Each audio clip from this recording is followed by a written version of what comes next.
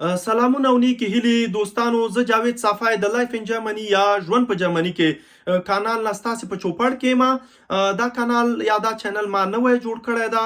د دې دپاره مې جوړ کړی ده چې زه د لر او بر پښتنو دپاره د جرمني په هکله معلومات خپاره کړم او دلته د ژوند کولو، د کار کولو، د قبولۍ په هکله او د تعلیم په هکله څوک څه رقم کولی شي چې تعلیمي بورسونه دلته په لاس راوړي یا دلته د کار کولو، دلته د قبولۍ په باره کې هم تاسو سره خبرې وکړم یا ستاسې هغه پوښتنې چې تاسې لرئ هغې ته کره ځوابونه ووایم.